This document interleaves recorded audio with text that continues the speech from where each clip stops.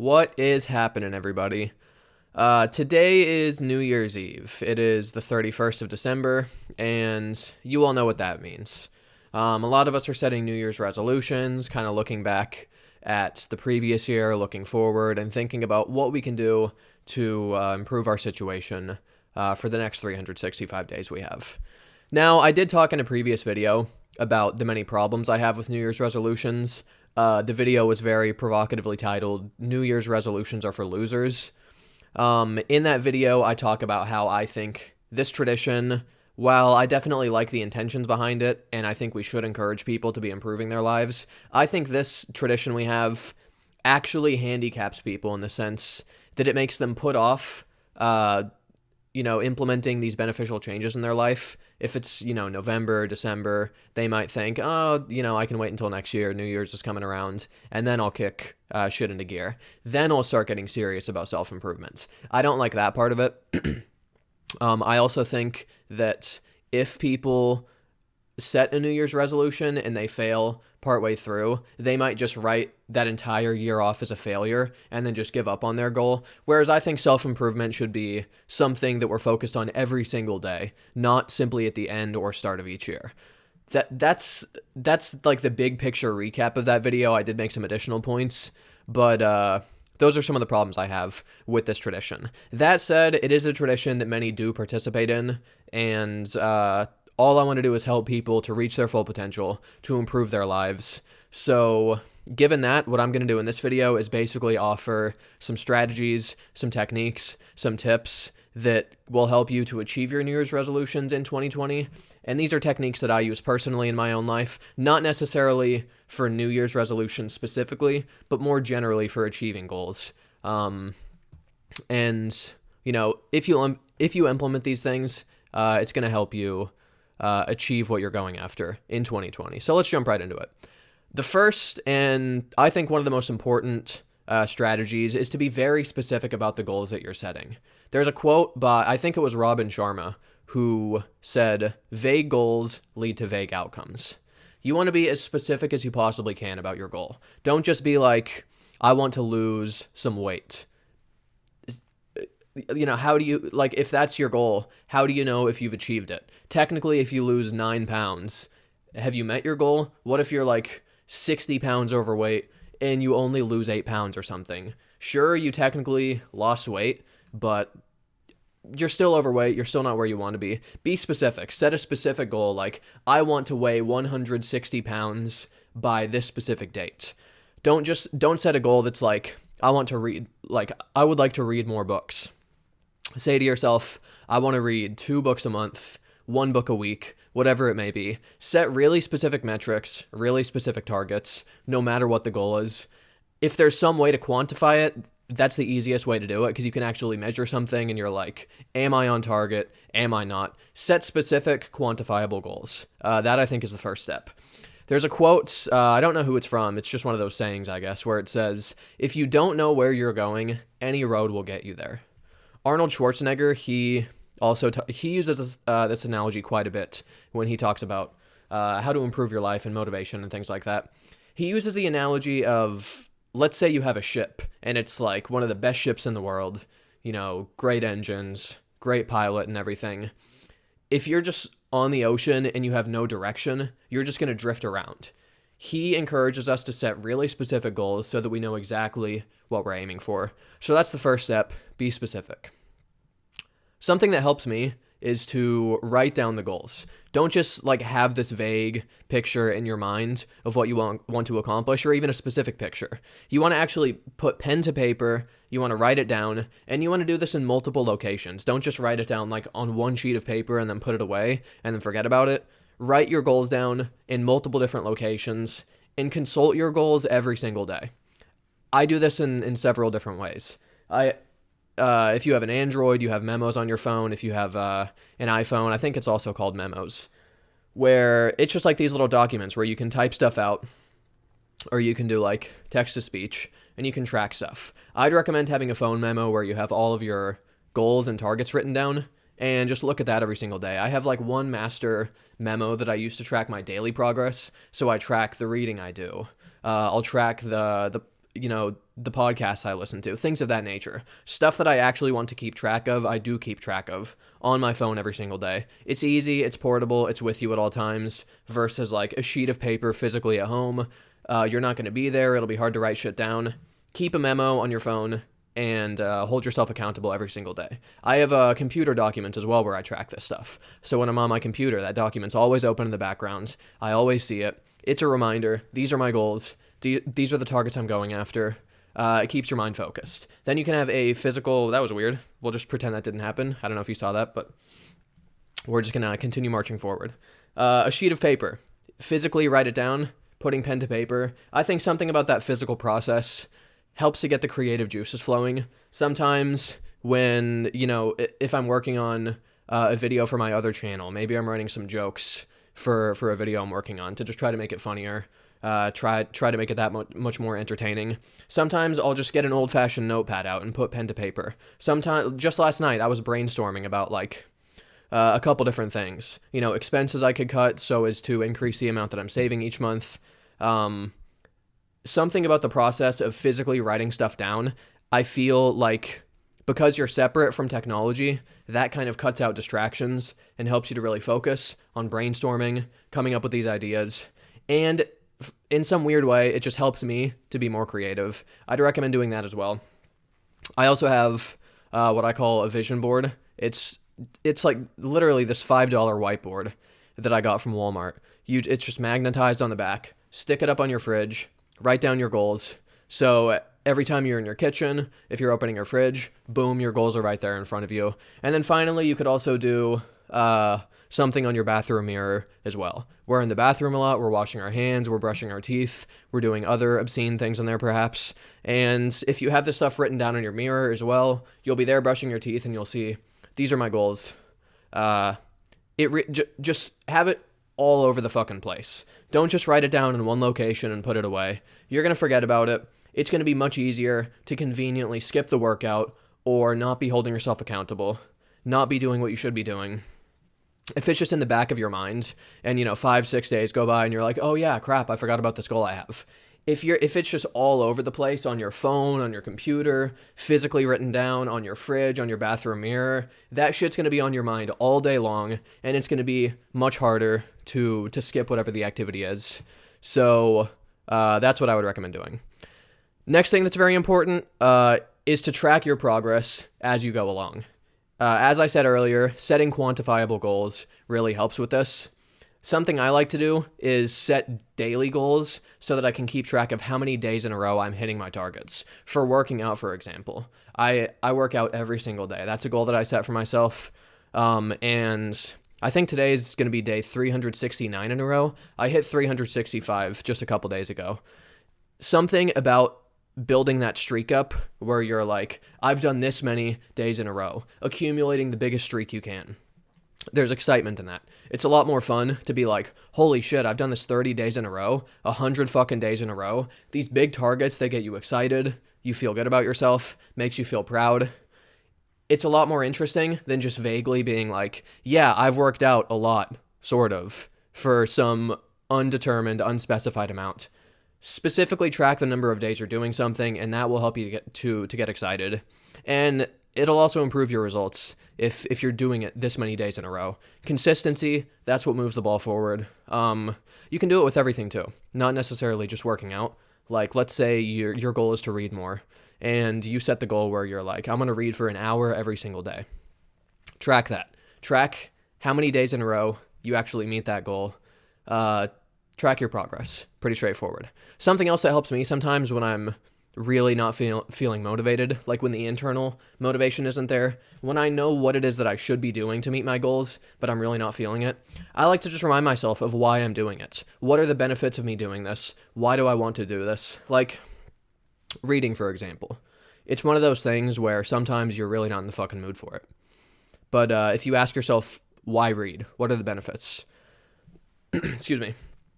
There are countless benefits. It makes you more intelligent, makes you more informed about the subject matter. It makes you more interesting in conversations if you're knowledgeable.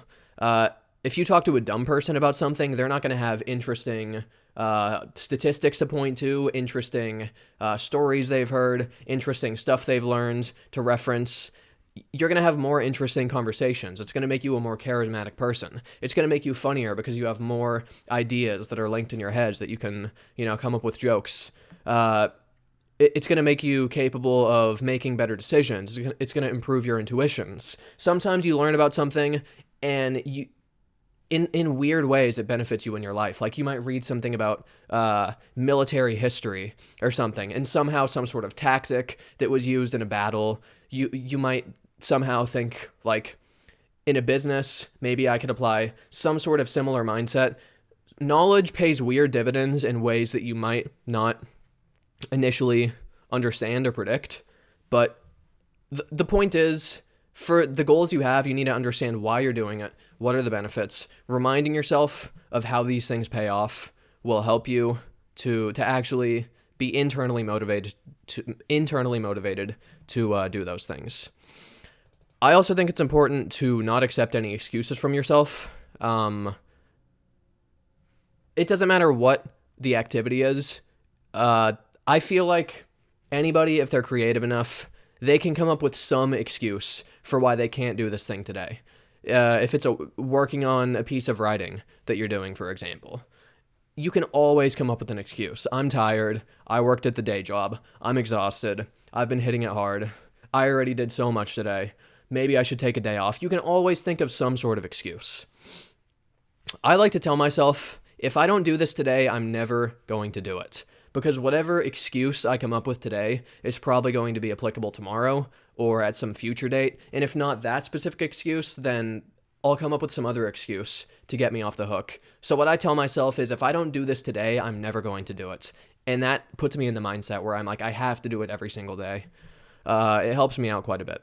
Couple quotes I like on excuses. Eric Thomas, he likes to say, I made my last excuse yesterday. Brian Tracy, losers make excuses, winners make progress. Love that quote. Billy Allsbrooks, in a similar vein, once said, the first sign of a loser is an excuse. God, how fucking true is that? I love that quote so much. Eric Thomas, he has another good quote. This quote's really good for shifting your mindset. You're in a situation where you know what you should be doing, you know what your New Year's resolution is, you know what it takes to do it, you really don't feel like doing it. This quote really helps me to flip my mindset, and it really does like flip a switch in my brain.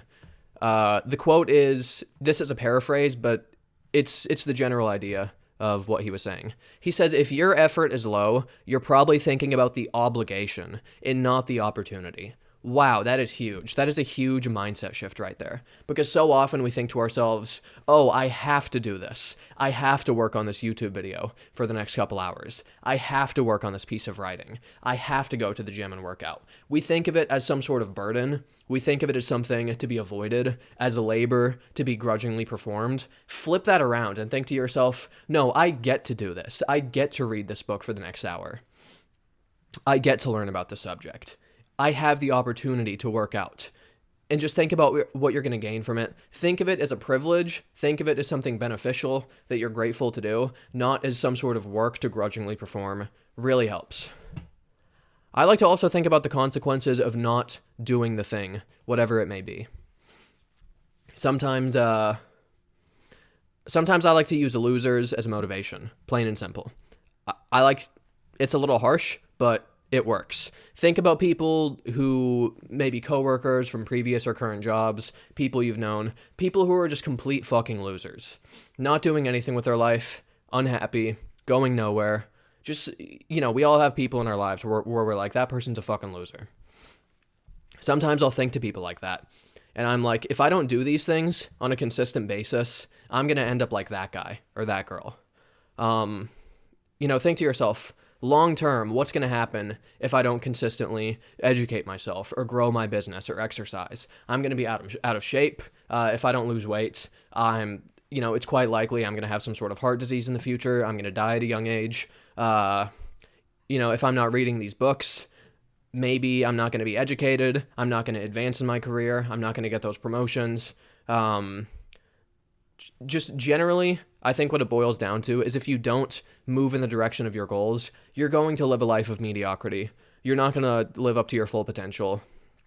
In thinking about those consequences, both in the short and especially the long term, helps to give me that additional push to move the ball forward and get it done today.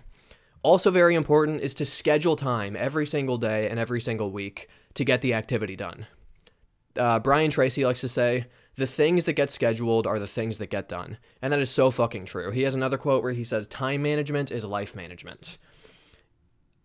I often make the distinction between having a to-do list and treating it as some sort of wish list activities that it would be nice to get to if you could get around to it. That versus actively budgeting time to get things done. Look at the time you have in the day. Say, these are my static obligations I can't work around that are non-negotiable, like working at the day job, for example. What time around that do I have to accomplish my goals, and schedule time every single day? There's a book called Indistractable. Can't remember the author's name. It's something weird. It's like Near a Y'all or something. I just finished it up last night, actually.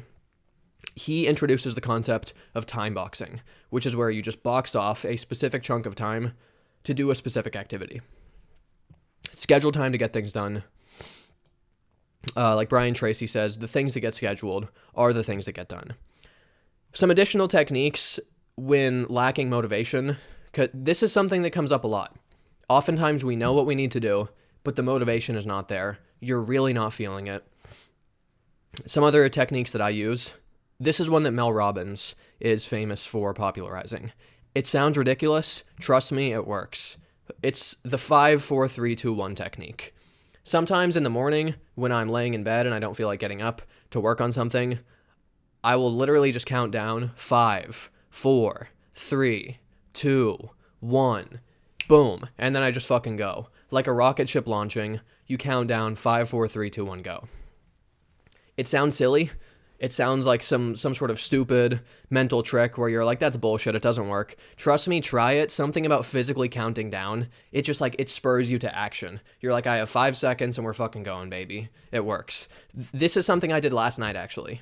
I really wasn't feeling it, was not feeling productive. I knew I had to finish that book I was reading. I knew that was what I wanted to do. I was not in the fucking mood. What I did was I sat down and I asked myself, am I physically capable of doing this? The book, I was laying in my bed, the book was in the living room, and I just asked myself right then and there. I said, am I physically capable of getting up right now, walking over, picking up the book, opening it, and starting to read? And I said, yes, I'm physically capable of doing it. So I said, do it right now. And so I got up, I walked over, I picked up the book, I opened that fucker, and I read and I finished the book right then and there. It sounds like a silly thing to ask yourself because you're like, obviously, I'm physically capable of doing this. Putting it in those very clear terms where you're like, it's not a matter of being incapable. It's not a matter of something being impossible. It's just I don't have the will right now to get it done. There's another quote. I think it was Daniel Pink who said this.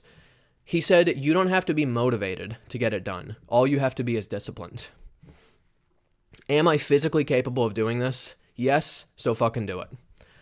Oftentimes, the hardest part of doing something isn't the actual process of doing the thing, it's simply starting. It's just getting that initial push, using that initial willpower to get yourself started. I like to apply the concept of inertia, which is a principle in physics, to human behavior. Inertia, momentum, it's the idea that an object in motion will stay in motion, and an object at rest will stay at rest. And I think there's something similar with human behavior, where if you're chilling, if you're relaxing, if you're being lazy, then that's going to be your sort of state, and it's really hard to push yourself out of it. On the flip side, if you're moving, if you're in motion, if you're doing something, you continue to go you continue to move forward because you just have that momentum, and it's like a ball rolling down a hill. So when working in a video, for example, for my other channel especially, where there's a lot of research and brainstorming and writing involved in my videos, sometimes it'll be hard for me to start doing that writing, start doing that research, but once I begin, it's just like I coast. I'm on autopilot. So sometimes it really is just initially pushing yourself. Reading especially, last night, I did not want to fucking start reading. I had zero drive to get it done. It was a weird day. It was one of those days where I woke up super early. I was running on like 4 hours sleep. drank a bunch of caffeine, and then ended up taking a nap and woke up like still caffeinated, groggy from a nap.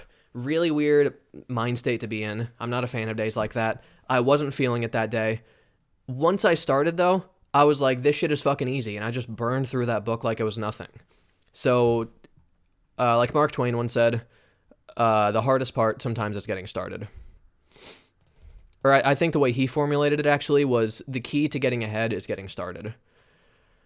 So apply that principle of momentum, human inertia to your behavior, and just understand once you begin, that's 90% of the job right there. Once you start, it's pretty much done. I will sometimes imagine myself competing or being outworked by somebody I hate. I know this is strange, but we're competitive.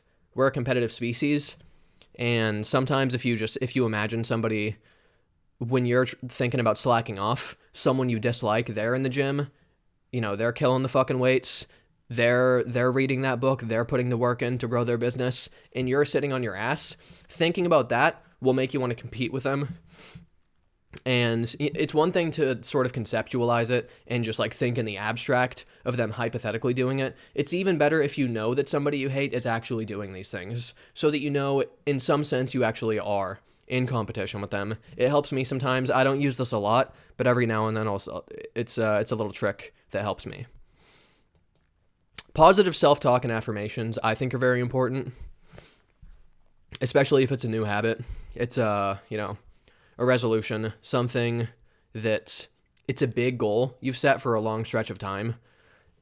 Having that positive self-talk, having those empowering beliefs will, I think, help you. Just say to yourself out loud or in your head every single day things like, I can do this. I am going to do this. I am unfucking stoppable. I'm going to get this done. Make it a part of your identity too. Be like, I am the type of person who gets this done. This is who I am now. I'm stepping my fucking game up. I'm a different fucking animal now. We're going to get this shit done. Empowering, positive self-talk like that, I think will help to shift your mindset to where you think to yourself, I'm the type of person that gets this done. This is something else that really helps me a lot when the motivation isn't there to do something. I'll just ask myself, do you have something better to be doing? Like, what could I possibly be doing that's more important than accomplishing my highest goals? There's nothing more important than doing these things. Working on the next video, reading those books, educating myself, exercising, being in good shape. There's nothing more important than that. So I'll just sort of laugh to myself like, you got something better to be doing? And I'm like, no, actually I don't. So I'm like, all right, well, fuck it. I guess I'll just do it then. It sounds silly, but it works. Now, this is for New Year's resolutions specifically.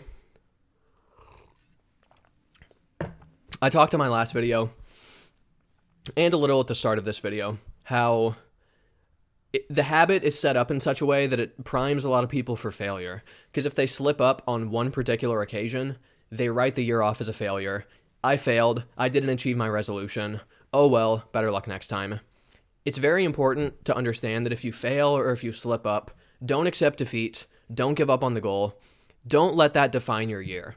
You can still crush it 364 out of 365 days that year. Remind yourself of that. And don't let your weak points or your mistakes define your year. Instead, learn from the mistakes, use them to improve your performance going forward. Try again tomorrow.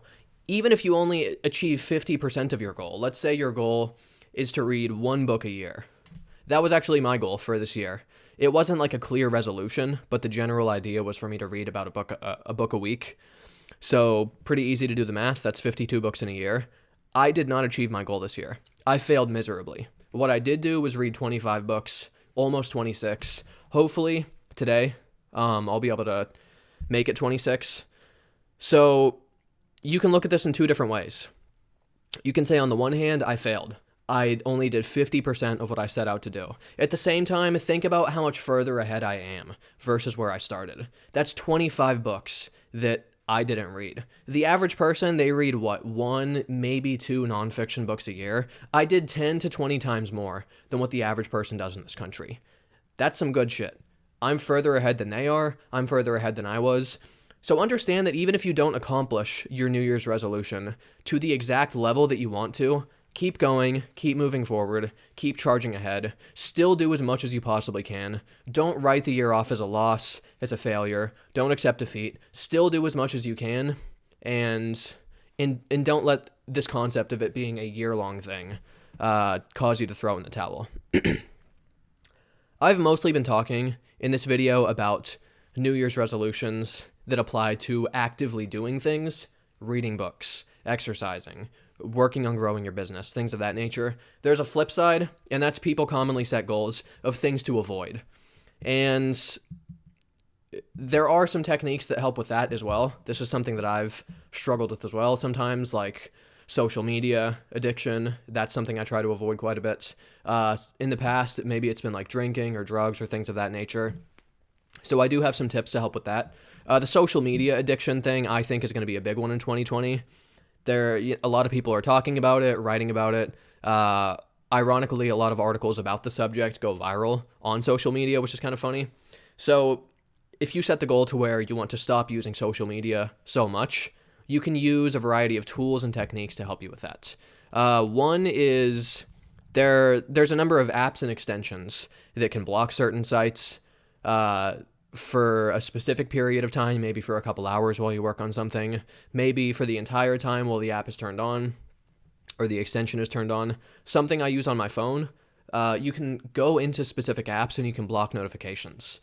I don't get text message notifications. I don't get email notifications. I don't get notifications from newsstands or other news applications. I don't get notifications from anything. I don't get any notifications aside from there's a fucking phone call, someone's calling you, that's it. I keep my phone on silent so I can stay focused. I put it away when I'm working on stuff, whether it's a video or reading books. Keep distractions out of sight, out of mind, keep it on silent. Use these tools on your own timetable. Don't have these external triggers, the beeps, the buzzes, interrupting you, pulling you away from what's important. Instead, use these tools on your timetable, when it's convenient for you. I'm not like some sort of fucking hermit that doesn't connect with people or talk to people, but I get back to people on my schedule. So if I'm working on a video for the next 2-3 hours or something, my phone's on silent. If someone texts me, they're going to have to fucking wait. I can't have people blowing me up. I mean, it doesn't happen very much. I'm not exactly Johnny fucking popular, but that's a whole different story. I don't want people constantly interrupting me with beeps and buzzes and shit like that. Keep your phone on silent, out of sight, out of mind, block notifications, check it on your own schedule. It's really going to help you to stay focused. Basically, use tools to help you accomplish your goals. In addition to just pure willpower, you can go about it in a smart way or a stupid way, and I think we should take advantage of the tools that are out there. If it's something like drinking or drugs, you want to quit smoking cigarettes maybe, whatever it may be, avoid the bad influences. Sometimes there are people we hang around with where they're constantly smoking, or every time you hang out with them, you guys end up getting drunk. Don't be afraid to reduce the amount of time you spend with people like that, or even completely cut them out of your life. I've had to do that in my life. I've had friends or people I've known who I've blocked them on my phone, I've cut them out of my life, I've quit spending time with them, and that's because some of the people they hung around with, they were bad influences. I didn't like the way that I spent my time with them. I didn't think that it was good for me. So don't be afraid to cut these negative influences out of your life if they're getting in the way of your goals. Avoid triggers as well. Back when I used to drink quite a bit, there was a lot of music I listened to where I would listen to it while drinking, and it was sort of like my drinking music. And so when I would listen to that music while sober, maybe while driving around or whatever, it would sort of prime my brain to be like, all right, it's time to get fucked up and party. So avoid triggers like that. It could be a location as well. If you're trying to quit drinking, don't hang out at fucking bars. Pretty straightforward. Don't go to house parties where people are going to be getting hammered. Don't keep booze in your home if you're trying to quit drinking. If you have a partner, somebody you live with, talk to them, tell them, it would really help me to get the temptation out of the fridge, out of the house, so I can help to accomplish my goals. Avoid the triggers that push you to do those bad things. Get those things out of your life. Don't be afraid to cut the negative influences out of your life. Those techniques have helped me in the past, and hopefully they will help you as well. So those are the key points. Those are the key techniques that I think will help you to accomplish your New Year's resolutions. Me personally, I'm not setting anything super specific. I'm gonna look back at what I did this year because I do track my progress in certain areas, and my general goal is gonna be to step my fucking game up, to read more, to do more, to step my game up. But like I said at the outset, it's not an all or nothing binary process for me. I either succeeded this year or I failed. For me, it's about continually making those changes, making those adjustments. It's a daily process. Think of it in those terms. If you slip up, if you fuck up one day, you can still crush it 364 out of 365. Hopefully these tips have helped you. Hopefully these are some new, fresh ideas you haven't heard of. Hopefully it's not the general cliche shit you read in articles about accomplishing your goals. I hope I've given you some techniques that'll help you to accomplish your goals. And if you guys want more content like this, go ahead and subscribe. You can click the bell, and each time I post a new video, you're going to get notified. Generally, I'm posting self-improvement, motivational stuff on this channel. I try to make the videos very substantive. It's not just like me fucking pulling out my camera and just like ranting for 2 minutes. No, I try to come up with a bunch of ideas, bunch of techniques that help you to reach your full potential. If you find my content especially valuable, I do have a Patreon page, patreon.com/120motivation. Supporters in the $3 or above tier will get their questions answered in Q&A sessions, which I will basically start doing as soon as I get some supporters in that tier. It's a new channel. I just started it like a month ago. I'm going to keep cranking these videos out. I'm very passionate about the subject. I enjoy it. I like to help people. I like to give advice. I like to help people try to reach their full potential. So stay tuned for more videos. Subscribe, support on Patreon, all that good shit. Good luck in 2020, and I will see you guys in the next video.